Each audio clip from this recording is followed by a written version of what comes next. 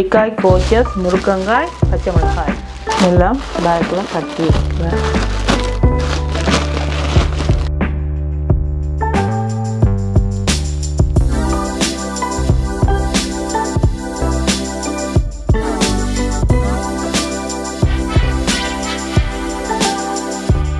என் இனிய வியூவர்ஸ் அனைவருக்கும் வணக்கம். நான் உங்கள் கௌரி ரூபன். நீங்கள் எல்லாரும் எப்படி இருக்கிறீங்க? நான் நல்ல சுகமாக இருக்கிறேன். இன்றைக்கு நான் உங்களுக்காக செய்ய போகிறது பாவக்காய் வத்தல். பாவக்காய் வத்தலை எப்படி நாங்கள் எங்களோட வீட்டில் எங்களோட தேவைக்கான பாவக்காய் வத்தலை செய்யலாம்ன்றதை செய்து காட்ட போகிறேன். நாங்கள் ஊரில் இருந்து மாங்காய் வத்தல், பாவக்காய் வத்தல், இப்படியான மரக்கறிகளை காஞ்ச வத்தலை நாங்கள் எடுத்துகிட்டு வருவோம். அந்த வத்தலை நாங்கள் எப்படி செய்யலாம்ன்றதை தான் இன்றைக்கு நான் செய்து காட்ட போகிறேன். ஏன்னு சொன்னால், இப்போ வெளிநாடுகளில் இருக்கிற நாங்கள் கொல்டியண்டு போனால் கருவாடு, காஞ்ச வத்தல்கள், கருவேப்பமில்லை இப்படியானதுகளை பேக் பண்ணி எடுத்துக்கொண்டு வருவோம். அந்த மாதிரியான பொருட்களை எப்படி நாங்களே எங்களோட வெளிநாடுகளில் இருந்து கொண்டு எப்படி நாங்கள் செய்யலாம்ன்றதை தான் நான் உங்களுக்கு இன்றைக்கு எடுத்து காட்ட போகிறேன். இன்றைக்கு இந்த மரக்கறிகளை தொடர்ந்து சமைக்க இயலாது. ஏன்னு சொன்னால், கிழமையில 2 தரம் அப்படி தான் சமைக்கலாம்னு நினைக்கிறேன். ஆனால் அதுவே எனக்கு கூட. அதனால நான் என்ன செய்ய போகிறேன்னு சொன்னால், இந்த பாவக்காயில் வத்தல் போட்டு வைக்க போகிறேன். பாவக்காய் கறியை விட பாவக்காய் பொரிச்சால் கொஞ்சம் நல்லா இருக்கிற மாதிரி இருக்கும். இந்த வெள்ளிக்கிழமை, செவ்வாய்க்கிழமை மச்சம் சாப்பிடாத ஆக்கள் வந்து அந்த நாளில் வந்து பாவக்காய் பொரியல் வந்து நல்லா இருக்கும். பாவக்காயை விரும்பி சாப்பிட்றது கூட. இப்போ நாங்கள் ஊருக்கு போனால் கூட பாவக்காய் வத்தலை விரும்பி வேண்டி கொண்டு வருவோம். இங்கேயும் தமிழ் கடையில் பாவக்காய் வத்தல், வடகம், மோர் மிளகாய் இந்த மாதிரி பொருட்களை கூட வேண்டுவோம். ஆனால் ஒரு சின்ன ஒரு பேக் வந்து கொஞ்சம் வெளியாக தான் இருக்கு. அதை ஏன் நாங்கள் செய்யக்கூடாது? அதைத்தான் நான் இன்றைக்கு உங்களுக்கு செய்து காட்டப்போம். இந்த பாவக்காய் வத்தல்ல நாங்களே எப்படி வத்தல் போடலாம். அதாவது பார்த்தீங்கன்னு சொன்னால், அங்கே வெயில காய வச்சு அதை பேக் பண்ணி அது பேக்கிங்கில் தான் இங்கே வருது. இப்போ காய வைக்கும் போது நிறைய தூசுகள் இருக்கு. அந்த மாதிரி எல்லாம் இல்லாமல் உங்களுக்கு சுத்தமாக நீங்களே நல்ல வடிவாக பாவக்காய் வத்தல் செய்யலாம். அந்த பாவக்காய் வத்தலை தான் இன்றைக்கு நான் உங்களுக்கு வீடியோ எடுத்து போட போகிறேன். உங்களுக்கும் இந்த மாதிரி மரக்கறிகள் மலிவாச்சில வேளையில் கிடைக்கும். அந்த நேரத்தில் எல்லா மரக்கறிகளையும் உங்களால் சமைச்சு சாப்பிட இயலாது. இந்த கிடைக்கிற போது கருவேப்பிலையாக இருக்கட்டும், பச்சை மிளகாயாக இருக்கட்டும், கொத்தமல்லியாக இருக்கட்டும், தக்காளியாக இருக்கட்டும், இதுகளை வந்து நீங்கள் பதப்படுத்தி வச்சு உங்களுக்கு தேவையான நேரம் நீங்கள் யூஸ் பண்ணலாம். உங்களோட காசு வேஸ்ட்டாக போகாது. இப்போ சில வேளையில் கொஞ்சம் வந்து நிறைய காசாக இருக்கும். நிறைய இருக்கிற மரக்கறி வந்து கொஞ்சம் காசாக இருக்கு. ஆனால் எங்களுக்கு ஒரு பக்கம் யோசனையாக இருக்கும், இந்த மரக்கறியை கொண்டே நான் என்ன செய்கிறதுன்னு சொல்லி. ஆனால் அந்த மரக்கறி உங்களுக்கு வேஸ்ட் போகாது, வீணாகாது. நீங்கள் அதை வேண்டி கொண்டு வந்து கழுவி வெட்டி ஃப்ரீசரில் போடணும். இல்லைன்னு சொன்னால் இந்த மாதிரி வத்தல் செய்யலாம். இல்லைன்னு சொன்னால் பொரிச்சு கூட வைக்கலாம். ஒரு சில மரக்கறிகளை பொரிச்சு கூட நீங்கள் ஃப்ரீசரில் போட்டுட்டு உடனே எடுத்து குழம்பு வைக்கலாம். அவசரத்தில் வேலைக்கு போகிறார்கள், வீட்டில் டைம் இல்லைன்னு இருக்கிறார்கள், நீங்கள் கூட இந்த மாதிரி நேரங்களில் மரக்கறி வேண்ட டைம் இருக்காது, கடைக்கு போக டைம் இருக்காது, இந்த மாதிரி நேரங்களில் நீங்கள் குயிக்காக எடுத்து சமைக்கலாம். அல்லது உங்களோட வீட்டுக்கு ஆட்கள் வந்துட்டா, ஐயோ இன்றைக்கு என்னடா சமைக்கிறது, ஒன்றுமே இல்லையே, கடைக்கு போகணுமே, அவங்களுக்காக நான் ஒரு வழிதான் இன்றைக்கு செய்து காட்ட போகிறேன். இந்த பாவக்காயில் வத்தல் எப்படி செய்கிறது, பாவக்காய் வத்தல். அடுத்தது இந்த வெண்டிக்காய். இவ்வளவுமே எனக்கு 4 பேக் வெண்டிக்காய். இவ்வளோத்தையும் என்ன செய்கிறாரு, இதையும் நான் எப்படி என்னென்று பதப்படுத்துகிறேன்ன்றதை உங்களுக்கு செய்து காட்ட போகிறேன். அடுத்தது முருங்கங்காய். இந்த முருங்கங்காயும் வந்து இவ்வளவு முருங்கங்காய் வந்து இவ்வளோத்தையும் நான் சமைக்க இயலாது. ஆல்ரெடி நான் நேற்று முருங்கங்காய் கறி சமைச்சிட்டேன். தொடர்ந்து முருங்கங்காய் சமைக்க இயலாது. இது எனக்கு என்னோட ஃப்ரெண்டு எங்களோட பக்கத்தில் இருக்கிறவ, அவவும் நிறைய மரக்கறி வேஸ்ட்டாக போயிட்டுதுன்னு சொல்லி அவள்கிட்ட தான் வேண்டினதுன்னு சொல்லி இவ்வளோ மரக்கறி எனக்கு கொடுத்துருக்குறா. அப்போ நான் இந்த மரக்கறியை முருங்கங்காயை என்ன செய்யலாம், இதை எப்படி என்ன செய்கிறேன்ன்றதே உங்களுக்கு காட்ட போகிறேன். வாங்க. இந்த பாவக்காய் எல்லாத்தையும் ஒரு பாத்திரத்தில் போடுறேன்.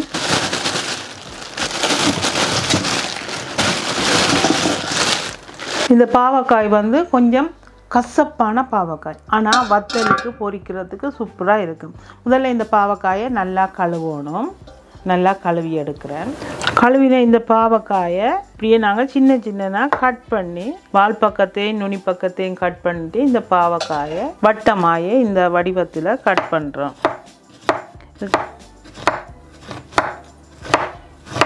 எப்படி பாவக்காய் வத்தல் இருக்குமோ அதே மாதிரியே இதையும் கட் பண்ணுறேன். அதான் இந்த இதுக்குள்ளே இருக்கிற விதியை எடுக்கக்கூடாது.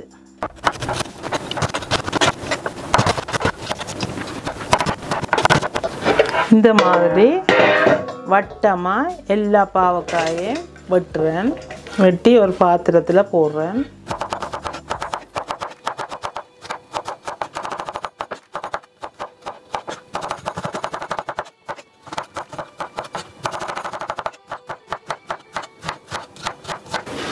இப்போ பாவக்காய் முழுவதும் வெட்டி முடிஞ்சுது. பார்த்திங்கன்னா இவ்வளவு பாவக்காய் வந்துருக்குதுண்டு. இவ்வளவு பாவக்காய் 4 பவுனுக்கு வேண்டவே முடியாது. இது கிட்டத்தட்ட ஒரு 3 கிலோ இருக்குமென்று நினைக்கிறேன். 3 கிலோ பாவக்காய் வந்து நான் நினைக்கவில்லை உலகாசுக்கு வேண்டலாமென்று சொல்லி. 4 பவுனுக்கு 3 கிலோ பாவக்காய் வேண்ட முடியாது. பெரிய ஒரு சட்டியில் வெட்டி இருக்கிறேன். இப்போ நாங்கள் இந்த வெட்டின பாவக்காய்க்கு உப்பு போடுவோம். இப்போ நாங்கள் இந்த வெட்டின பாவக்காய்க்கு கொஞ்சம் நிறையவே உப்பு போட்டு ஒரு 3 மேசக்கரண்டி உப்பு போட்டு, இவ்வளவு தானண்டு இல்லை, கொஞ்சம் சுள்ளிட போட்டால் தான் இந்த பாவக்காயின் கசப்பு தன்மை போகும். இப்போ கொஞ்சம் தண்ணி நிறைய ஊற்றி இந்த பாவக்காயின் லெவலுக்கு தண்ணி ஊற்றினா காணும் அந்த பாத்திரத்தில் நிற்கிறதுன்ற அளவுக்கு. இப்போ என்னென்னா இந்த பாவக்காயை இந்த உப்பில் தண்ணியில் ஊற வைக்க போகிறோம். அதே நேரம் அமர்த்தி கையால் பிசைஞ்சு கழுவக்கூடாது. இந்த பாவக்காய் தண்ணியில் மூழ்கிற அளவு தண்ணி விட்டால் போதும். நிறைய தண்ணி இல்லாமல் அந்த பாவக்காய் மூழ்கி நிற்கிற அளவு தண்ணி விட்டால் போதும். நாங்கள் அந்த அமர்த்தி பிசைஞ்சு கழுவினால் இந்த பாவக்காயில் இருக்கிற அந்த விதை வந்து கழுவும் போது விலகி வந்துடும். அப்படி இருக்கக்கூடாது. அப்படியே ஒரு 10-15 நிமிஷம் உப்பை போட்டுட்டு இப்படியே நாங்கள் ஊற வைக்கணும். ஒரு 10-15 நிமிஷம் அப்படியே ஊறட்டும். அடுத்தது பார்த்திங்கன்னா பச்சை மிளகாயை எப்படி பதப்படுத்தலாம்னு சொன்னால், பச்சை மிளகாயை மூளை உடைச்சிட்டு கழுவி வச்சிருக்கிறேன். நார்மலாக மரக்கறிகளை லைட்டாக உப்பு போட்டு கழுவணும். உப்பு மஞ்சள் தூள் போட்டு கழுவலாம். இல்லையோன்னு சொன்னால் இளம் சூட்டு சுடு தண்ணியில் கழுவணும். எப்பயுமே மரக்கறிகளை அந்த மாதிரி கழுவினீங்களன்னு சொன்னால் சில மரக்கறிகள் அவியாத ஒரு லைட்டான சுடு தண்ணியில் கழுவினீங்களன்னு சொன்னால் குயிக்காக அவியும். இப்போ நாங்கள் இந்த கழுவின பச்சை மிளகாயை இது வந்து ஃப்ரோசின் பேக்கில் போட்டு கட்டிட்டு ஃப்ரீசரில் போட போகிறேன். இப்போ எங்களுக்கு பச்சை மிளகாய் இல்லாத நேரத்தில் நாங்கள் பச்சை மிளகாய் எடுத்து யூஸ் பண்ணலாம். நான் ஒரே அடியாக கட்டாமல் 2 பிரிவாக பேக்கில் கட்டி போட்டு போட போகிறேன். ஏன்னு சொன்னால் எனக்கு இன்றைக்கு நாளைக்கு இந்த கிழமை பாவிக்கிறதுக்கான பச்சை மிளகாயை நார்மலாக ஃப்ரிட்ஜில் வச்சுருக்கிறேன். இப்போ அது ஃப்ரிட்ஜில் இருக்குது. இது ஃப்ரீசரில் இருக்குது. ஃப்ரீசரில் இப்படியே போட்டு கட்டி வைக்கலாம். அடுத்தது வெண்டிக்காயை வந்து ஒன்றில் பொரித்து போட்டு ஃப்ரீசரில் போட்டு வைக்கணும். இல்லையென்று சொன்னால் இதை கழுவிட்டு வெண்டிக்காயை வந்து சமைக்கிறதுக்கு முதல் நீங்கள் எப்படி கழுவிங்களோ அதே மாதிரி கழுவிட்டு வெட்டி ஃப்ரீசரில் போடலாம். இல்லையென்று சொன்னால் வெட்டி பொரித்து பேக் பண்ணி ஃப்ரீசரில் போடலாம். அதை எடுத்து நீங்கள் கறி வைக்கலாம். இப்போ முதல்ல நான் இந்த வெண்டிக்காயை கழுவுறேன். நல்லா கழுவணும். லைட்டான உப்பு போட்டு கழுவினீங்கள்னு சொன்னால் அந்த வெண்டிக்காயில் சில வேளையில் விழுவழுப்பு தன்மையாக இருக்கும். சூத்தை இல்லாத வெண்டிக்காயை பார்க்கணும். இது வந்து நல்ல வெண்டிக்காய், இதில் எந்த இதுவுமே இல்லை. அதனால் லைட்டாக உப்பு போட்டு கழுவுவோம். இதில் வந்து வெண்டிக்காய்க்கு லைட்டான சுடு தண்ணியில் உப்பு போட்டு நல்லா கழுவி எடுத்துருக்கேன். ஒரு சில பேருக்கு தெரியாது வெண்டிக்காயை எப்படி கழுவுறதுன்னு சொல்லி வெட்டி போட்டு கழுவணுமா அல்லது கழுவி போட்டு வெட்டணுமான்றது கூட தெரியாது. ஆனால் கூடுதலாக எல்லா மரக்கறிகளையும் கழுவி போட்டு தான் வெட்டணும். வெட்டி போட்டு திரும்ப கழுவக்கூடாது. இந்த நாங்கள் வெட்டி போட்டு திரும்ப கழுவும் போது இதுக்குள்ளே இருக்கிற விதைகள் எல்லாம் போயிடும். அந்த மரக்கறிகளில் இருக்கிற சத்துமே தண்ணியில் கழுவப்பட்டு போயிடும்னு தான் நான் நினைக்கிறேன். ஆனால் எப்பயுமே மரக்கறிகளை கழுவி போட்டு தான் நாங்கள் வெட்டி சமைக்கணும். அந்த வகையில் நான் இப்போ வெண்டிக்காயை லைட்டாக உப்பு போட்டு கழுவி வச்சுருக்கிறேன். இப்போ இந்த வெண்டிக்காயை வெட்டி உங்களுக்கு எந்த மாதிரி கறிக்கு வெட்ட பிடிக்குமோ அதே மாதிரி வெட்டலை. நான் கூடுதலாக இந்த அடியை நுனியை தவத்திட்டு பெருசாகி வெண்டிக்காயை போட்டு குழம்பு வைப்பேன். அதுவே பால் கறின்னு சொன்னால் கொஞ்சம் வெண்டிக்காயை சின்னதாக கட் பண்ணுவேன். அதுவே பொரியலுக்குன்னு சொன்னால் குட்டியாக வட்டமாக வெட்டுவேன். நான் இன்றைக்கு இந்த வெள்ளைக்கறிக்கும் குழம்புக்குமாக வெட்டி போட்டு நான் ஃப்ரீசரில் போட்டு வைக்க போகிறேன். இதை மூளையும் வாழையும் தட்டிட்டு இந்த மாதிரி வெட்டி ஃப்ரீசரில் போட்டு வச்சா எங்களுக்கு தேவையான நேரம் எடுத்து உடனே பொரிக்கிறதா இருந்தால் உடனே எண்ணெய்க்க போடணும். அதே நேரம் உடனே எண்ணெய்க்க போடேக்கில் ஃப்ரீசர்லேருந்து எடுத்து போடேக்கில் கொஞ்சம் எண்ணெய் ஃப்ரீசரில் இருக்கிறது கொஞ்சம் ஈரழிப்பாக தன்மையாக இருக்கேக்க பறக்கும். நீங்கள் கொஞ்சம் மூடி பொரிக்கணும். கொஞ்சம் நேரத்துக்கு மூடி பொரிச்சிங்களேன்னு சொன்னால் நல்ல மாதிரி வெண்டிக்காயை பொரிச்செடுக்கலாம். அல்லது வெண்டிக்காயை பால் கறி செய்ய போகிறீங்களேன்னு சொன்னால் ஃப்ரீசரில் இருந்து எடுத்து அப்படியே உடனே சமைக்கணும். நேரடியாக பாத்திரத்தில் போட்டு அவிச்சு சமைக்க போகிறீங்களோ தாளித்து சமைக்க போகிறீங்களோ அது உங்களோட விருப்பம். எப்படி வேணுமென்றாலும் சமைக்கலாம்.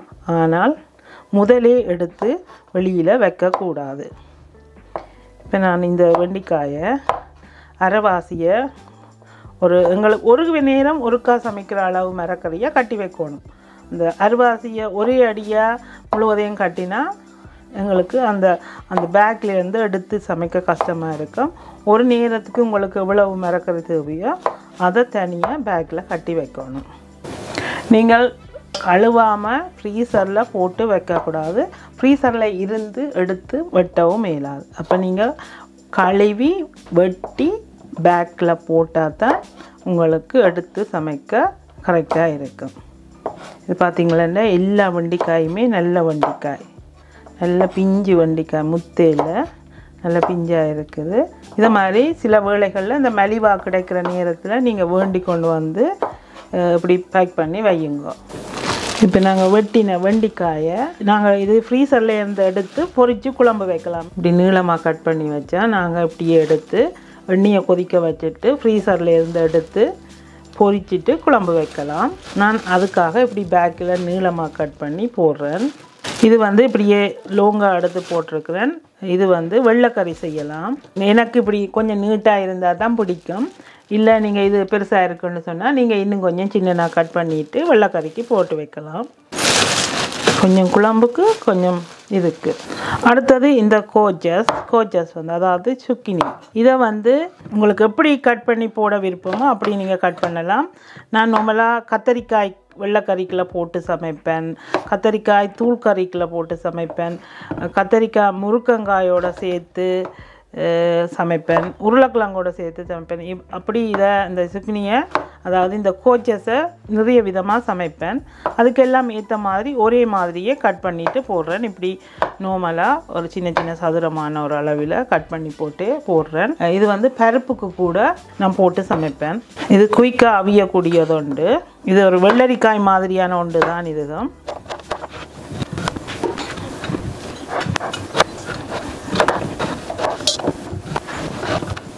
இதையும் வந்து ஒரு 2 பேக்கில் போட்டு வைக்கிறேன். 2 பேக்கில் போட்டிருக்கிறேன். அடுத்தது முருக்கங்காயை உங்களுக்கு பிடிச்ச மாதிரி எந்த சைஸில் வேணுமென்றாலும் கட் பண்ணி வைக்கலாம். வெட்டி இப்படி நடுவால் பிளந்துட்டு இதையும் பேக்கில் போட்டு கட்டிட்டு ஃப்ரீசரில் போட போகிறேன். இப்படி நடுவால் வெட்டிட்டு உங்களுக்கு எப்படி முருங்கங்காய் கட் பண்ண விருப்பமோ அதே மாதிரி நீங்கள் கட் பண்ணலாம். சாம்பாருக்கு ஒரு மாதிரி கட் பண்ணுவோம், முருங்கங்காய் கறிக்கு ஒரு மாதிரி கட் பண்ணுவோம். உங்களுக்கு எந்த மாதிரி கட் பண்ண விருப்பமோ அந்த மாதிரி கட் பண்ணலாம். கட் பண்ணி இதையும் பேக்கில் போட்டுட்டு ஃப்ரீசரில் போடலாம். இப்போ நான் வெட்டின முருங்கங்காயை இந்த ஃப்ரோசன் பேக்கில் போடுறேன்.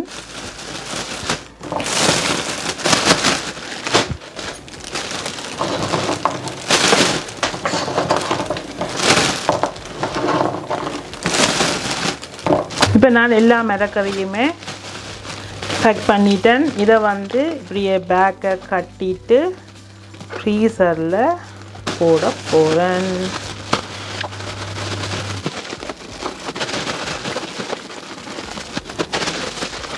நீங்கள் எப்படி எந்த மரக்கறியை வேணுமென்றாலும் கழுவி வெட்டிட்டு ஃப்ரீசரில் போட்டு வச்சுட்டு உங்களுக்கு விரும்பின நேரம் நீங்கள் எடுத்து சமைக்கலாம்.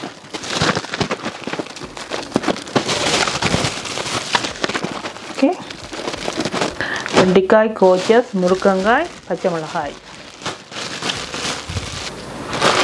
எல்லாம் பேக்கில் கட்டி இருக்கிறேன்.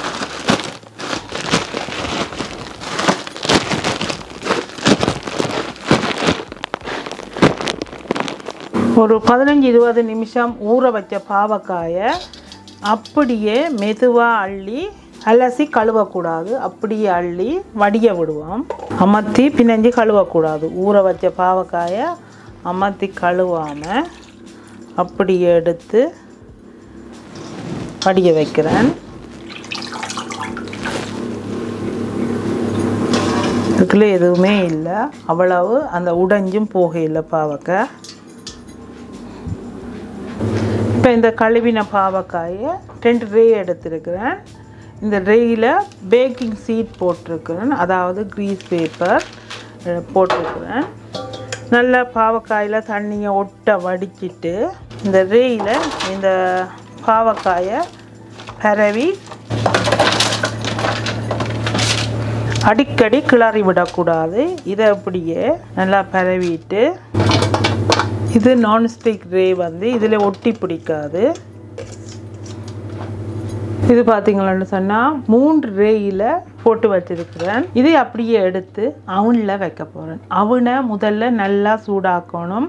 முதல்ல வந்து நான் 200ல் ஒரு 5 மினிட்ஸ் நல்லா ஹீட் பண்ணியிருக்கிறேன். அதை நல்லா குறைச்சி 120ல் விடணும். அந்த மாதிரி இந்த 3 ரேயையும் அவனில் தூக்கி வைக்க போகிறேன். வேறு எதுவுமே போடையில் சூப்பரான ஒரு பாவக்காய் வத்தல் உங்களுக்கு கிடைக்கும். ஆனால் நீங்கள் ஒரு 2 மணித்தியாலம் 3 மணித்தியாலத்துக்கு ஒருக்கா திறந்து பார்க்கணும் எப்படி இருக்குதுன்னு. டெம்பரேச்சர் வந்து நார்மலாக சூரிய வெளிச்சம் உங்களுக்கு எந்த அளவு சூட்டில் இருக்குமோ அந்த அளவுக்கு இருக்கணும். ஆக சூடு வைக்கக்கூடாது. பிறகு நான் நல்லா குறைச்சி விடுவேன்.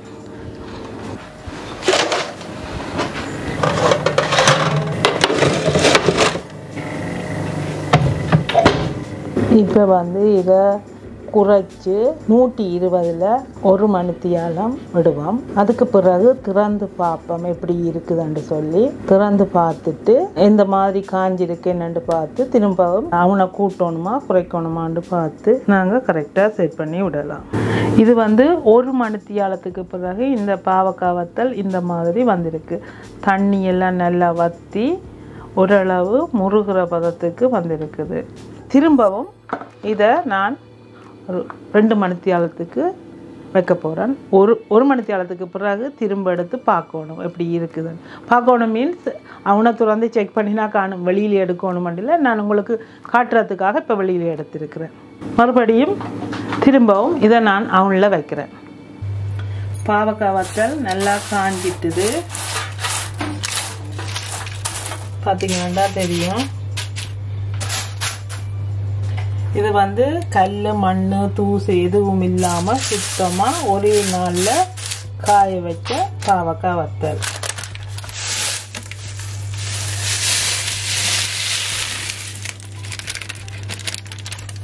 இதே மாதிரி மாங்காயை கூட நீங்கள் வத்தல் பண்ணலாம். இன்னும் ஒரு நாளைக்கு நான் உங்களுக்கு மோர் மிளகாய், அதாவது பொரிச்ச மிளகாய் செய்கிறதுக்கு மோர் மிளகாய் எப்படி செய்கிற இந்த வீடியோவும் உங்களுக்காக நான் எடுத்து போடுறேன். பாவக்காய் வத்தல் நல்லா காஞ்ச உடனே நீங்கள் போத்தில் அல்லது டின்னில் அல்லது பேக்கில் போட்டு காற்று போகாமல் இளவாளிக்காமல் போட்டு வச்சிங்கன்னு சொன்னால்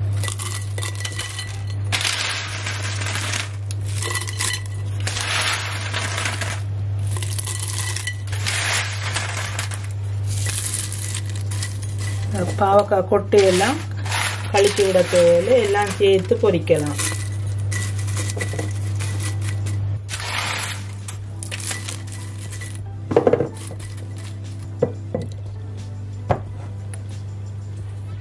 இன்றைக்கு வந்து இந்த மரக்கறிகளை வச்சு எப்படி பதப்படுத்தி எங்களுக்கு தேவையான நேரம் எடுத்து சமைக்கலாம்ன்றதை தான் நான் இன்றைக்கு வீடியோவாக உங்களுக்கு எடுத்து காட்டியிருக்கேன்.